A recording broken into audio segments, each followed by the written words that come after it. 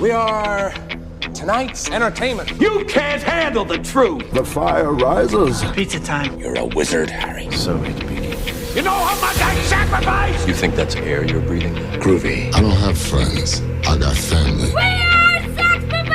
1, 2, 3, 4! Craft Services. Hey, Trent. Hi, Parth. It's good to see you. Likewise. Hi. We have a film podcast. You're looking well. Yes, we do. What have you been eating? Well, Trent, I, a few days ago, had friends of the show, Claire Pell, Chloe Ditloff, and friend off the show, Jaden Diaz, over at my house, and there was a sleepover that occurred at my house. Because your parents and brother are in Istanbul.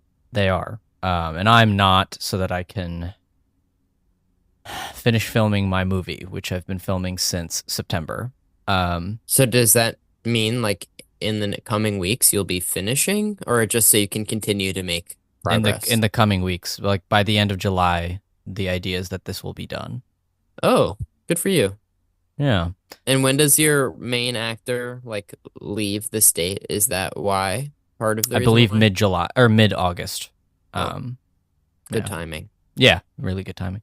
But they slept over, and then in the morning I made pancakes and eggs for them, and then I made What a good host. I know. I made a lot of batter, so I just finished it off and then left the leftover pancakes in the fridge. And then this morning, Sophia, Alexis, and I heated them up. Parth, whenever I come over your house, you're taught you have good etiquette. You or your parents are quick to offer a tea, an ice cream float. You're very hospitable. Thank you. I believe the last 2 times you've come to my house, you've received an ice cream float. Yeah, I'm on a 2-game hitting streak in terms of drinking ice cream floats at your house. So I would love to extend that to 3. I have noticed the past 2 times the ice cream has been really, really low. So like the ratio. We've bought more ice cream. Or I was gonna say, I can hold on maybe I'll bring some ice cream. Then Whoa. I can't, and then I won't be able to be upset about the ratio. Sure. That'd be you don't meet ratio. Yeah, I need to show up with 5 things of ice cream. Yes. In order to show up. For any like non-Rutgers listeners, this is just a reference to how frat houses at Rutgers don't allow boys in unless they have a ridiculous amount of girls per men. And so that's why I said that I need 5 things of ice cream. And in that equation, you do the math. Women are ice cream? I guess so. Cue the oh, well, what have you been having? Yeah. I had a bowl of Honey Nut Cheerios. Cue the intro.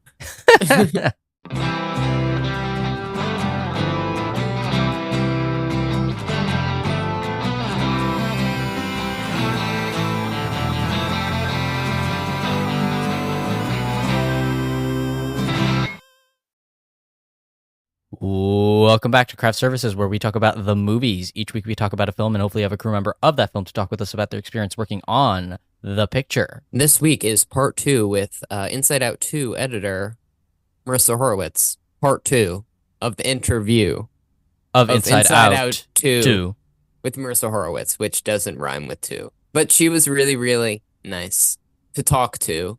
All right, cut me off before I you rhymed embarrass 2 myself. with 2, but sure. Yeah, Maurissa Horwitz. If you haven't listened to the first episode, you should go listen to that now. But chances are, if you're in part 2, you're, It's only logical. You've done your homework, but you saw Inside Out 2, and then you went and listened to the first part of the interview, waited a week, now you're here. But yeah, she was super cool. She talks a lot about... She just really gets in there about making the movie, alternate versions of what we see in this movie, some deleted scenes, I think. Yeah, she was like, this scene turned into 2 scenes, these 2 scenes turned into 1 scene, this went here, then that went there.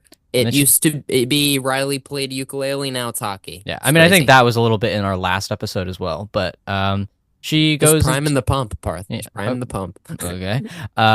Priming your pump. Anyways, it's a thing. It's a car thing, I think. I don't know. Okay. I'm gonna look it up. But yeah, she goes into some specific scenes with us, as well as some other movies that she worked on. So while Trent searches for whether priming the pump is a thing, why don't we just do an entire interview, and then at the end of the interview, we'll let you know if it's a real thing. Yeah, hopefully that'll be enough time. Let's get it out of the way. It's not a thing. But I'm excited for the interview with Maurissa Horwitz.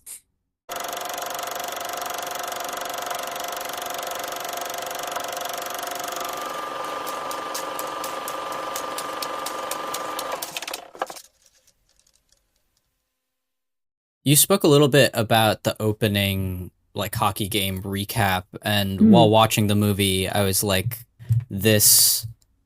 I feel like a lot of sequels have to do this, where it's like the first, you have like some like bang sequence that like gives a lot of exposition, and that's I'm sure very difficult to do. And if you could speak about piecing that together in a way that was like informative for someone that maybe didn't watch Inside Out 1, but also not like boring for someone that had. Absolutely. Like, yeah, that was always on our mind. And we had an executive producer that kept us very honest about, like, you got to remember somebody's going to come to this movie that's never seen it before. And so it was always top of mind. What I loved was Kelsey was very, very much, once we switched to hockey, was like, I want this movie now to start with an energy, unlike the first one. Like, the first one is very like gentle, gets you into the world. And so, we had kind of a, rocking, hockey game from that very first screening. And for a while, we were doing like a warm up kind of thing with Riley on the ice while we were reintroducing the 5 emotions. And then we got into the game and just watched them like work together really well as a team to try to say, like, things are so much better than in the first movie where everybody just really collaborates. The problem was when it was just a lot of hockey and like it felt long. Like because you also know with this movie, we want to get to the alarm and we want to get to the new emotions, right? Like that's where the action's going to start. So then, so I was able to like kind of carve down the hockey scene. And then kind of out of the notes, it was like, and we need a recap scene. Like we need to like give that information to new audiences, but also to the audiences that saw the first one of like, where are things at in headquarters? Where is Riley at? She suddenly is very tall. Like, let's just like kind of bring everybody up to speed. And so there was a lot of discussion and trial and error and editorial about where to put a scene like that. Like there was a pitch to have it before the hockey even started, like a cold open kind of situation. But I think, Kelsey correctly was against that because he really wanted to start with that action feeling. We also tried it after the game ended. But then it was a weird energy shift where you're on this high from the game. We would go back to this kind of more gentle recap.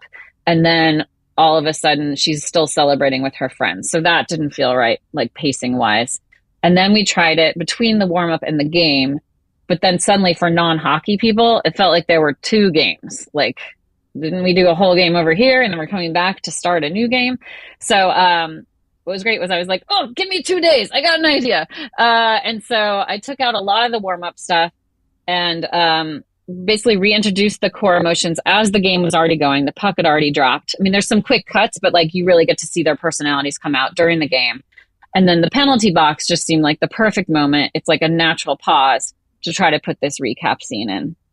And so that's where, like, that's how that finally got there. And then it feels really good. Then you just go back to the game for the big final play. So from an energy standpoint, like, okay, we've got that. And then the content of that recap scene definitely evolved a lot, like over what the movie was, what it needed, what we needed to set up.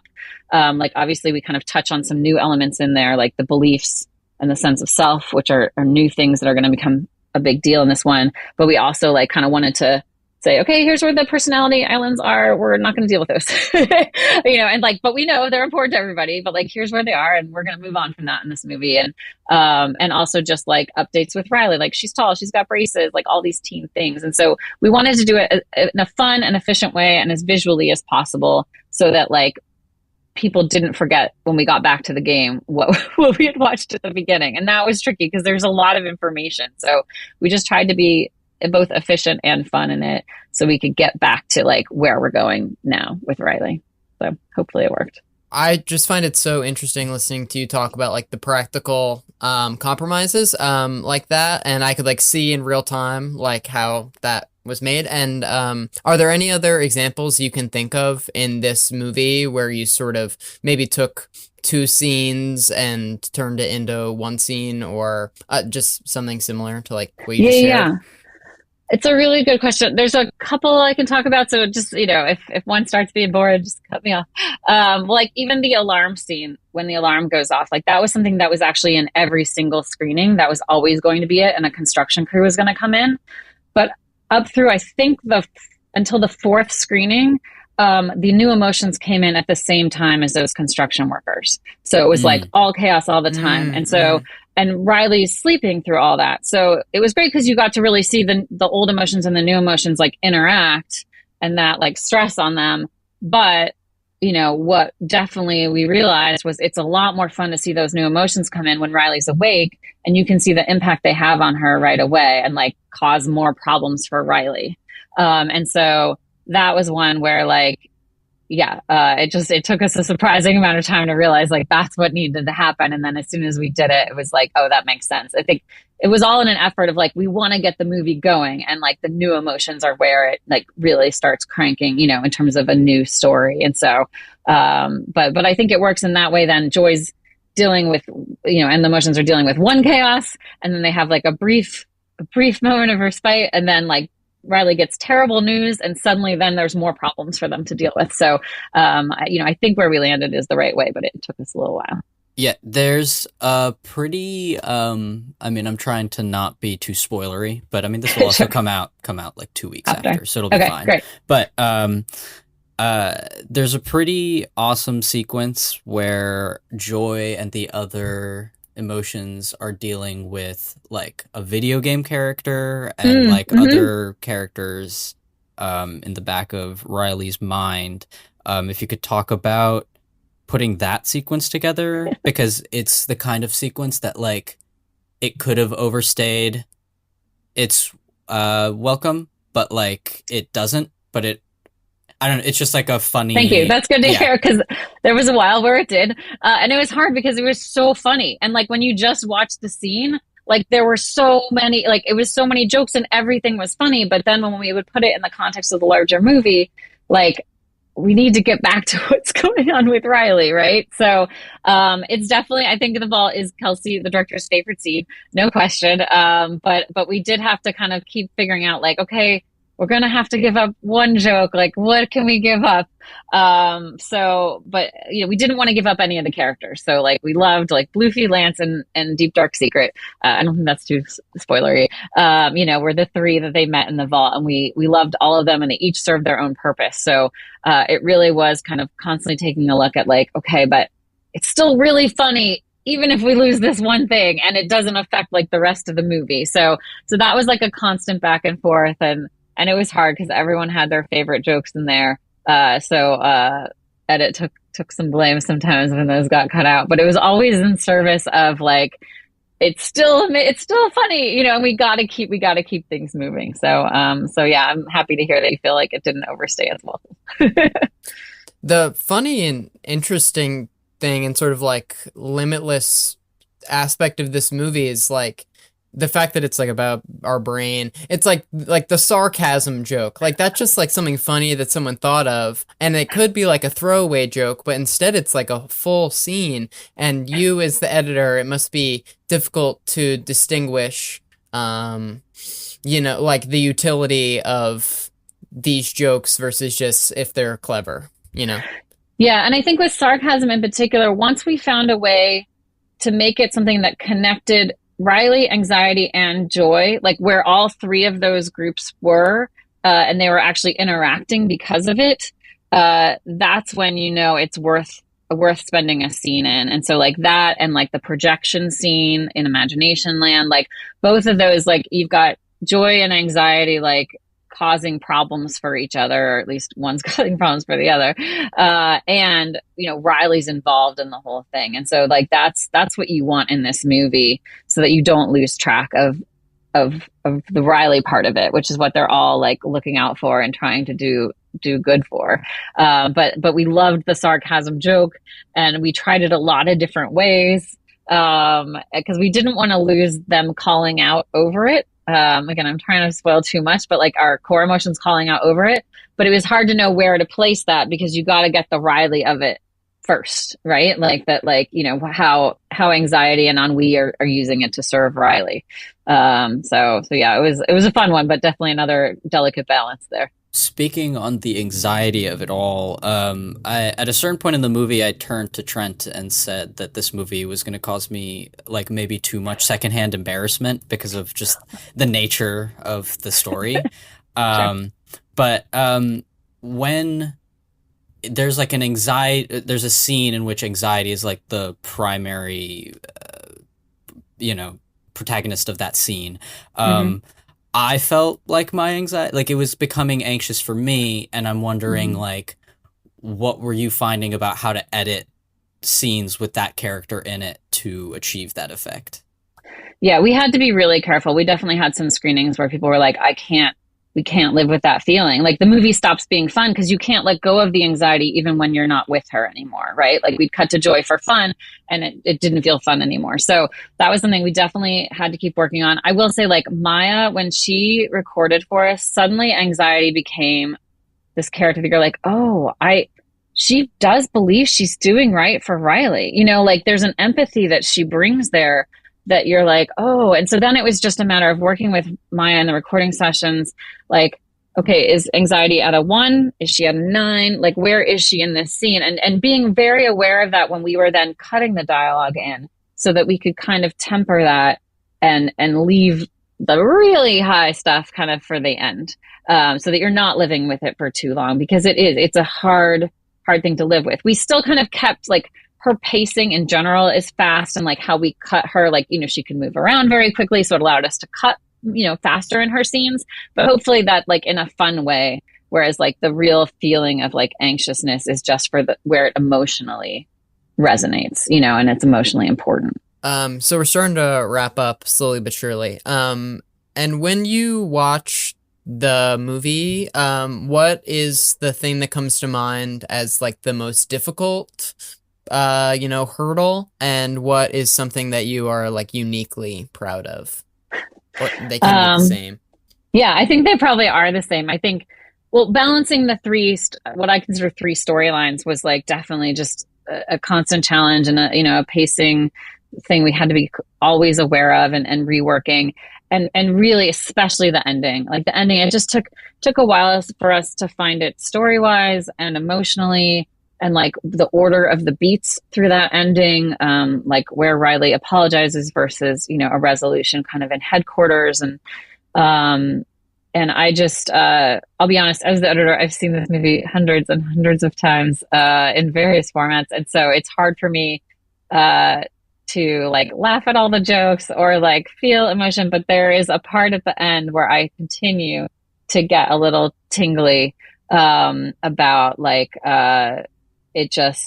so anyway, I guess that's the part that I'm proud of. And it was such a collaboration at the end, like really between me and my other editors, but also with layout and animation, like, and effects. Like there's so much going on visually, camera choices with the lenses on Riley as she's, you know, having her experience.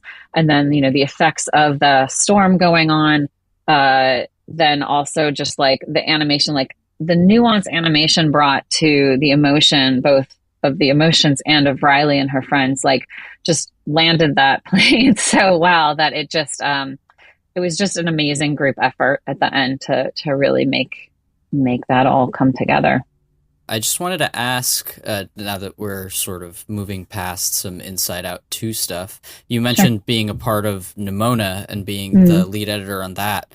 And that obviously sort of had a troubled path to getting released, and sort of, but then it thankfully did. So like, what was that like for you as someone that worked very hard on it?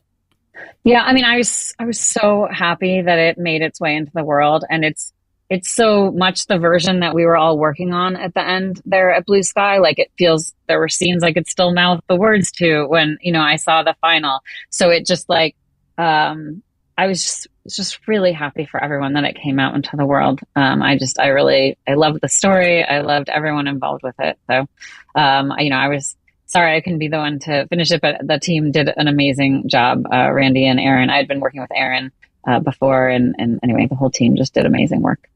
Just I feel we jumped from like college to like you editing Inside Out 2, and Sure. I feel like I'm just curious, and looking at your IMDb, it's almost exclusively animated films, and you were like an apprentice and then an assistant editor. And if you could just talk about, I guess, how you like got your foot in the door, and then how it's one thing led to another a little bit.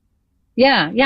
Well, I think I mentioned doing that internship before my senior year of college, and actually the apprentice editor on that movie was Susan Fitzer, who ended up becoming like a mentor to me for the next, my whole career, really. She just, what was funny is we just overlapped at Skywalker. She was mixing her movie at the same time I was mixing Inside Out 2. So it was kind of an awesome thing to come full circle with us both lead editors now.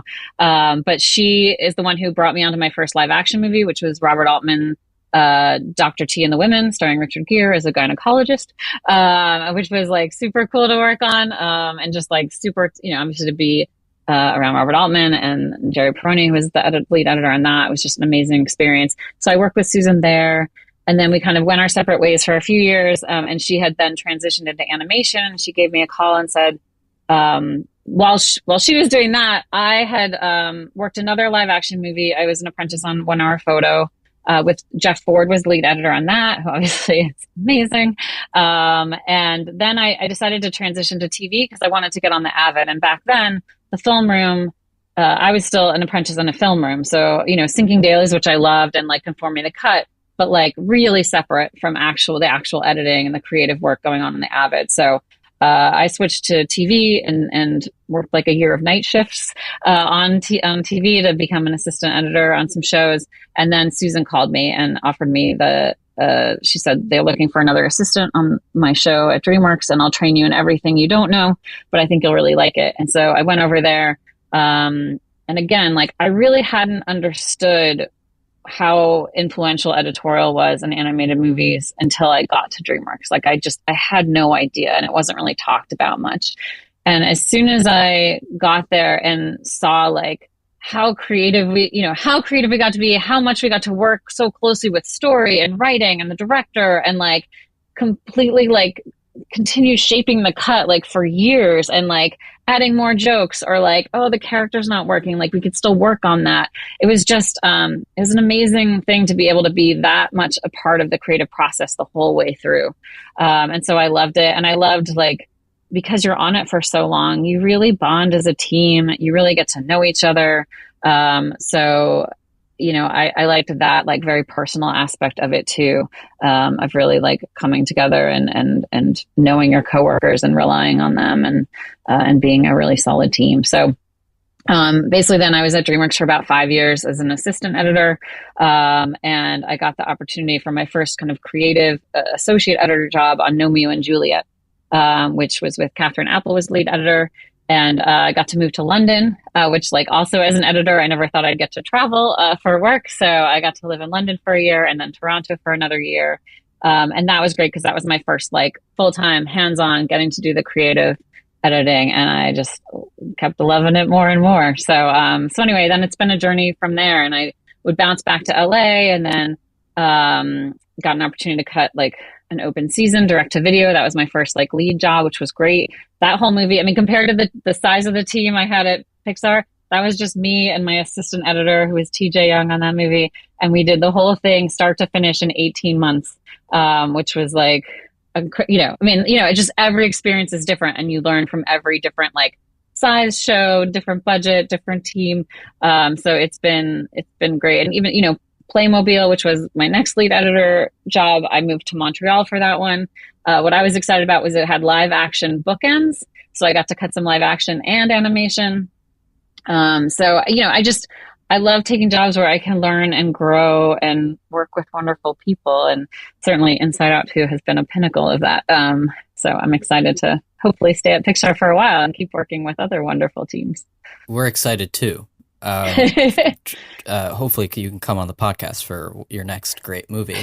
If you're still doing it in 3 to 5 years, I'll be happy to. We can only hope. I hope Hopefully so. it's profitable by that point. Trent, is it time for the big kahuna? It's time for the big kahuna final question. And don't be nervous. It's not as scary as it sounds. But the big kahuna final question is, what's the last great movie you watched? And it can be a rewatch or a new release, but it has to be great, not just good. This is a tough one. I will be honest, in the last year of working on one of these movies, it is hard to get out and see other movies. But I did, just last week, there was a re-release of the Muppet movie for the 45th anniversary in theaters. Oh, we know. And so, so we went to that. And so, I have to say, it made me realize how long it had been since I saw the original, and especially on a big screen. And I don't know if you guys know, but Frank Oz and Dave Goelz are the voices of two of the Mine Cops in Inside Out 2. Oh, They were I did not know that. Yeah, in the first one, they're the guys who argue over the hat. And so we brought them back. And so, like, that day of recording on this movie was like the best day of my life. Getting to just watch those two play together was amazing. But anyway, so going to see the Muppet movie again was really fun. Do you have a favorite Muppet movie that you'd like to share?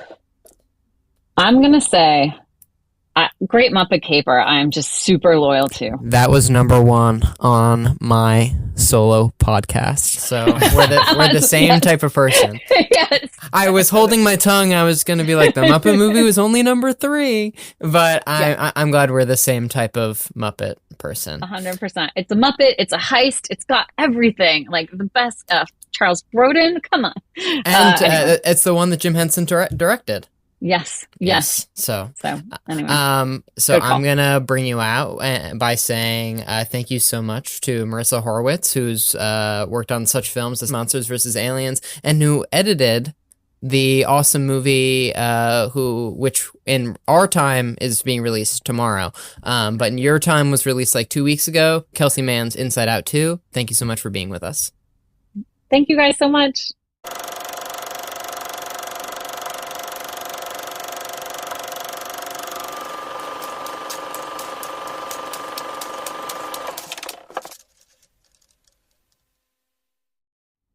Whoa. That was amazing. It kind of was. Yes. Thank you so much, Inside Out 2 editor Maurissa Horwitz, for coming on the show.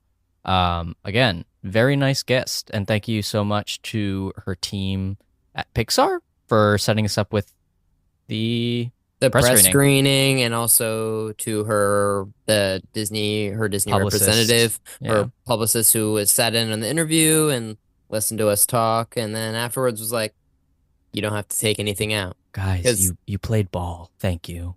Thanks. So thank you both. Thank you to every person who's brought us to this point. Wow. Okay. Thank you to our parents for creating us to create this podcast. And while we're here, I would like to thank the Academy. Just in advance, because you never know. Parth, we're just priming the pump. Oh, yeah, are we? For next year, we're just like buttering up the members. Speaking of buttering up the members for what might be coming up, not really what we were doing, but like, I'll just say that that's what we were doing. Me in the back of my mind trying to remember what our next movie is. Oh, I got it. Trent, are we canceling the show after this? Because this was such a good interview, we might, like, one wouldn't be remiss to think that, like, we might just be like, call it quits.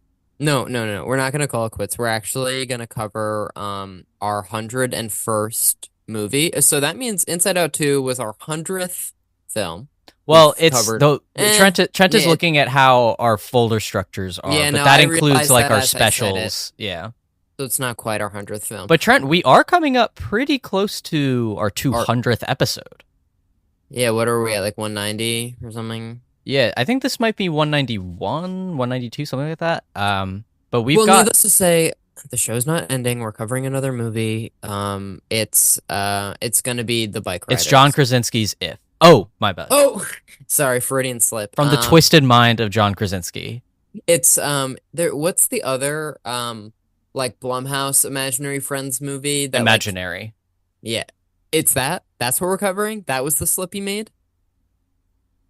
Or is it a third film about Writing about driving cars, about flying planes. No. Oh, about Wait, I think I got it. It's about riding bikes. That's right, folks. We're talking about production designer Chad Keith's work on The Bike Riders. Wait, hasn't Chad Keith worked on like other cool films such as Begin Again, Boy Race, Scream 2022, and of course Jeff Nichols' film for next week, The Bike Riders? As happy as I am for you to read off the intro that we write for the interviews, yeah, he is. He did do work on those movies, and good work, might I add. But yeah, he was also super cool. You can expect part 1 of that interview coming out next week. Yeah, if you haven't gotten your butt into the theater to see Inside Out 2, you could bring your butt to pretty much the opposite end of the pole. Over here is Inside Out 2, and I'd say over here is like Tom Hardy like burning people. Yeah. Okay. So, but yeah, get your butt to the theater. That's what I'm saying. A movie I really like. And that I like. Yes. Hey, I gave it a heart on Letterboxd. You did give it a heart on Letterboxd. But yeah, thank you again, Maurissa Horwitz, and next week, Chad Keith, part 1. Yeah, and you can find us on Instagram or Twitter, and you can listen to us on Spotify, Apple Podcasts, wherever you get your podcast, Stitcher, and or wherever you get your podcasts. Okay, thank you. Parth forgot to do that part. Bye, guys. Bye-bye.